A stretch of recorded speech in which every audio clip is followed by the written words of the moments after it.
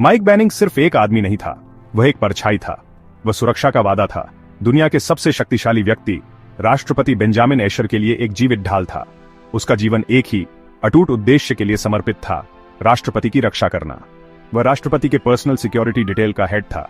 यह पद उसने सालों की अथक ट्रेनिंग, तेज इंस्टिंक्ट और कर्तव्य के अटूट भाव से हासिल किया था। वह व्हाइट हाउस के हर हॉलवे, हर संभावित खतरे और राष्ट्रपति के रूटीन के हर बीट को जानता था। वह सिर्फ एक एम्प्लॉय से बढ़कर था। वह राष्ट्रपति और उनके परिवार, खासकर फर्स्ट लेडी मार्गरेट और उनके छोटे बेटे कॉनर का एक भरोसेमंद दोस्त था। एक ठंडी, बर्फीली क्रिसमस की शाम किस्मत ने एक क्रूर चाल चली। राष्ट्रपति का काफिला कैंप डेविड से आ रहा था जब लीड व्हीकल एक बर्फीले पुल पर स्किड कर गया। राष्ट्रपति की गाड़ी एक खाई के किनारे खतरनाक तरीके से डगमगा रही थी। नीचे एक जमी हुई नदी में गिरने का खतरा था। माइक ने तुरंत एक्शन लिया। उसकी ट्रेनिंग ने काम संभाला। उसने राष्ट्रपति को मलबे से बाहर निकालने में कामयाबी हासिल की। हर मुश्किल के बावजूद उनकी जान बचाई, लेकिन वह सबको नहीं बचा सका। गाड़ी फिसल गई। फर्स्ट लेडी के अभी भी अंदर फंसे होने के साथ बर्फीले पानी में गिर गई। यह एक ऐसी त्रासदी थी जो उसे हमेशा सताएगी।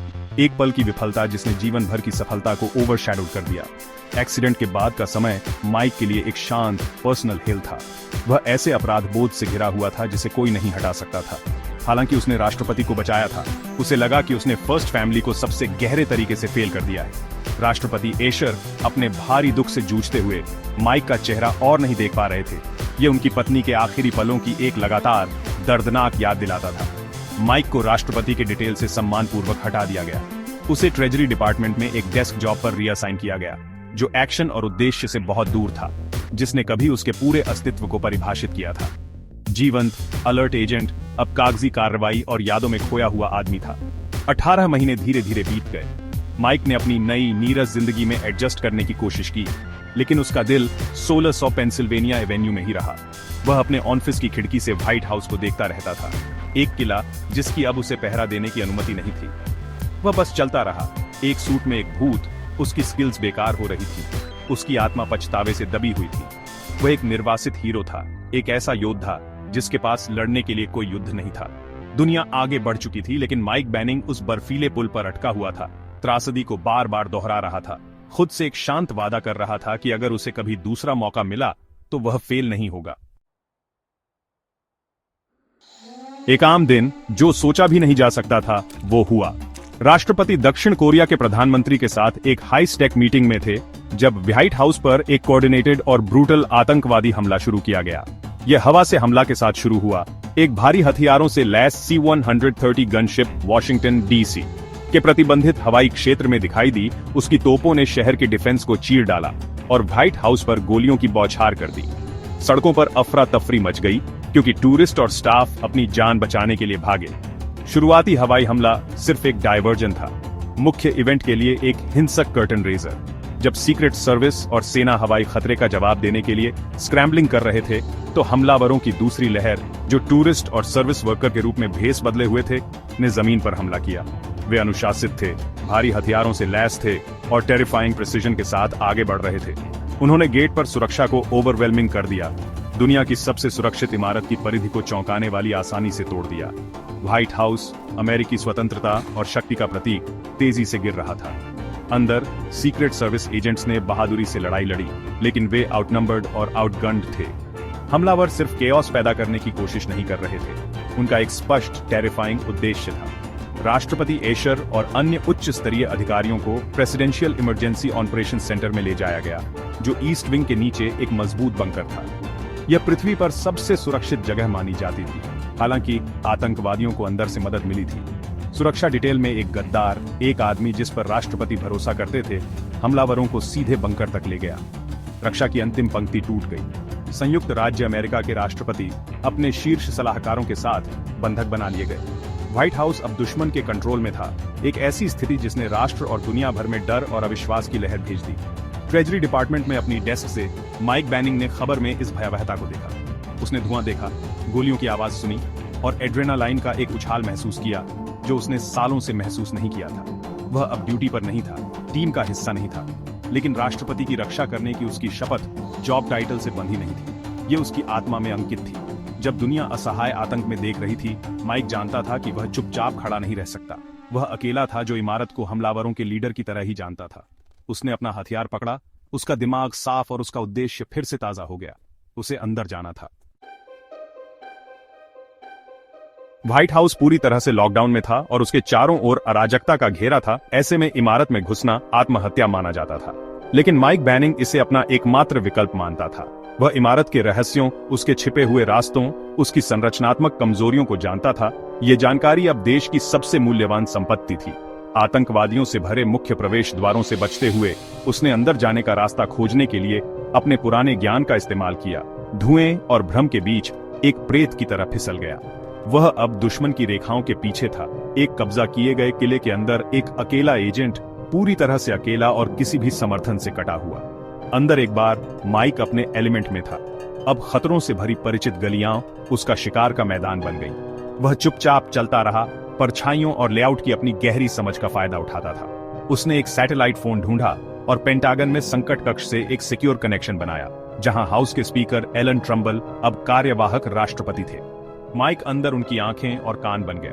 उसने उन्हें आतंकवादियों की संख्या, उनकी स्थिति और उनकी क्षमताओं पर रियल टाइम जानकारी दी। यह जानकारी किसी भी संभावित बचाव अभियान के लिए महत्वपूर्ण थी। उसका पहला बड़ा काम राष्ट्रपति के बेटे कॉनर का पता लगाना था, जो शुरुआती हमले के दौरान छिपने में कामयाब रहा था। माइक जानता था कि आतंकवादी लड़के का इस्तेमाल राष्ट्रपति के खिलाफ लेवरेज के रूप में करेंगे। कॉनर के पसंदीदा छिपने के स्थानों के अपने ज्ञान का उपयोग करते हुए माइक ने उसे व्हाइट हाउस की दीवारों के भीतर छिपा हुआ पाया। उसने लड़के को सुरक्षित स्थान पर पहुंचाया, ये सुनिश्चित करते हुए कि आतंकवादियों के उसे ढूंढने से पहले उसे इमारत से बाहर निकाला गया।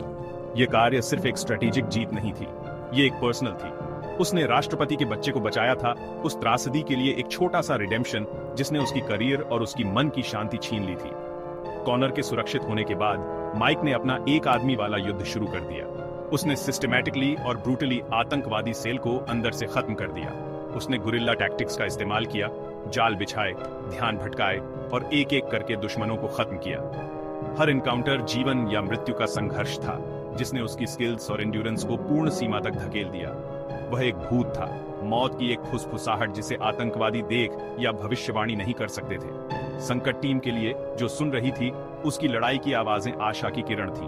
आतंकवादियों के लिए वह प्रकृति की एक अथक शक्ति था, एक अज्ञात वेरिएबल जो उनकी पूरी तरह से तैयार योजना को व्यवस्थित रूप से नष्ट कर रहा था।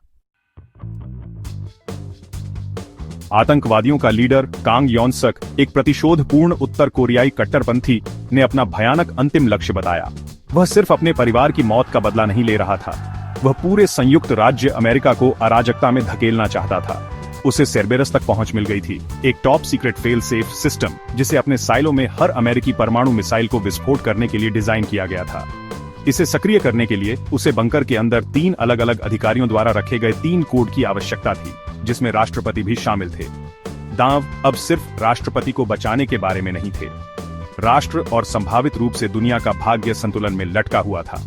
जब कांग अधिकारियों को कोड प्राप्त करने के लिए टॉर्चर कर रहा था, माइक बैनिंग समय के खिलाफ दौड़ रहा था। वह जानता था कि अंतिम कोड निकालने से पहले उसे बंकर में राष्ट्रपति तक पहुंचना होगा। पेंटागन एक रिस्की हेलीकॉप्टर हमले की तैयारी कर रहा था, लेकिन माइक ने उन्हें बताया कि यह एक जाल था। उसने जोर देकर कहा कि वह अकेला मौका था। उसने शेष आतंकवादियों के माध्यम से अपना रास्ता बनाया।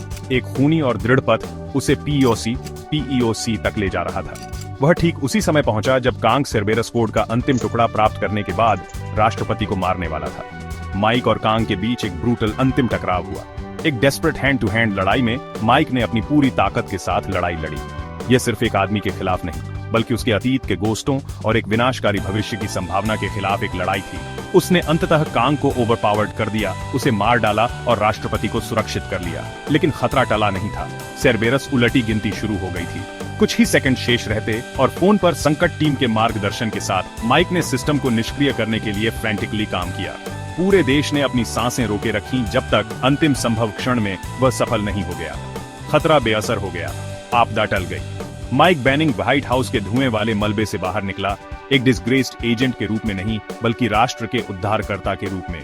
वह अकेले तूफान के दिल में गया था और विजयी होकर निकला था। राष्ट्रपति को बचाया और एक परमाणु अपोकलिप्स को रोका। उसे राष्ट्रपति के सुरक्षा डिटेल के प्रमुख के रूप में अपने पूर्व पद पर बहाल कर दिया गया। उसका सम्मान बहाल हो गया और उसकी आत्मा ठीक हो गई। माइक की कहानी एक शक्तिशाली रिमाइंडर बन गई कि सच्चा हीरो वो नहीं जो कभी गिरता नहीं, यह उठने के बारे में है। ये डर का सामना करने, विफलता पर काबू पाने और जो सही है उसके लिए अकेले खड़े होने का साहस रखने के बारे में है। ये साबित करते हुए कि एक व्यक्ति की अटूट भावना वास्तव में एक राष्ट्र को बचा सकती है।